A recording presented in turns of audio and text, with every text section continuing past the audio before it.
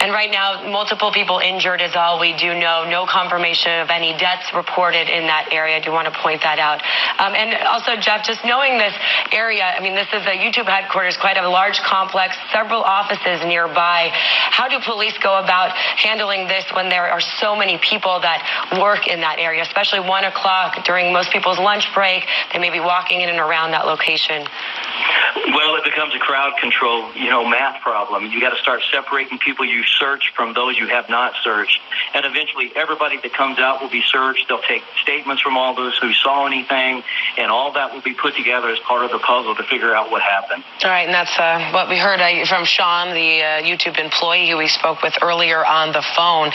The advent of social media nowadays, we're seeing some of these videos emerge on the Instagram and Snapchat. What does this do to the investigation? Because obviously information from the inside is getting out very quickly. Yeah, so that's kind of a double-edged sword. One of the things that it does is it can reveal police tactics unnecessarily. Obviously, people are able to tweet out things, or able to post stuff on YouTube, take cell phone video, Instagram. All of that becomes evidentiary in value. But what we don't want to do is, if the active shooter is still going on, we do not want to tip the hand of the active shooter of what law enforcement tactics they're using. Well, obviously, a lot of people, when they're hearing about this, are concerned about loved ones who may live or work in that area. We say, as we see Chopper 5 zoom in on the cafe, the outdoor eating area where this appears to have started at about around 1 p.m. So if somebody knows somebody who may have been there, they're obviously panicked at this point, but they're being told to stay away. What would you say to those people? Well, just, always the thing to say is remain calm, although that's extremely hard to do. It's one of those things that's easier said than done. But the calmer you remain, the more you step back and allow law enforcement to do their thing, the better off you are. Okay, and any other thoughts, Jeff, on going forward? We are still in the mode where we may likely have an active shooter there on the scene, 1 or 2. But looking into maybe hours, even days ahead, what are we going to see happen here? Well, hours ahead, if the active shooter's still on scene and there's still gunfire going on, this becomes one of those run, hide, fight situations where those inside the building need to get out. Those who are involved in something else, if they're there and they can't get out, then they obviously are going to have to hide or fight their way out. And several people around 1 o'clock were reporting the shots being fired and people were running out of the building. Right now, though, it does seem like they're walking slowly, being escorted by police. Is that a sign of anything showing that this may be coming to an end at all? Well, it may be showing that things are not as active as they were initially. I wouldn't say it's coming to an end, but certainly they're trying to keep people calm. They're trying to get them into a quarantined area so they can be searched, and then they will make entry until they find out what happened. And we did hear reports that it all may have started at the outdoor cafe, YouTube headquarters, and there is security. People need badges to get in and out of that building. But Jeff, how secure is a building like that? Is it hard for someone who's maybe not an employee to get in and do something like this?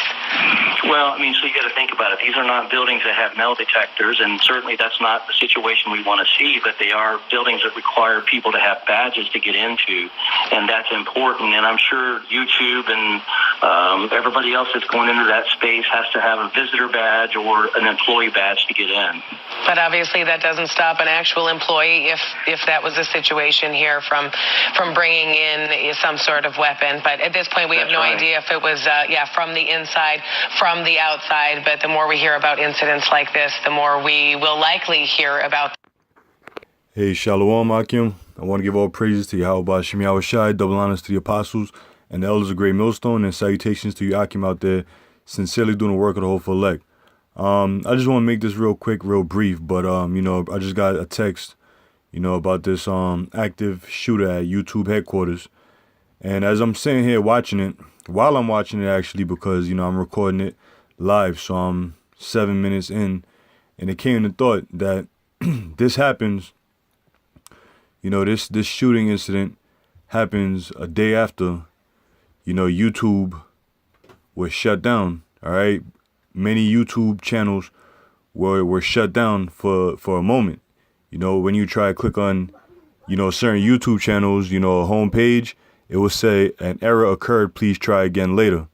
And, you know, us brothers that are in the know, you know, we done videos on it, you know, yesterday. We've spoke about it, you know, brothers communicated on it on the chat rooms and on the comment boards and so on and so forth. But, you know, I find it so, you know, so-called strange that Esau somehow has an active shooter at the YouTube headquarters a day after, you know, YouTube was shut down.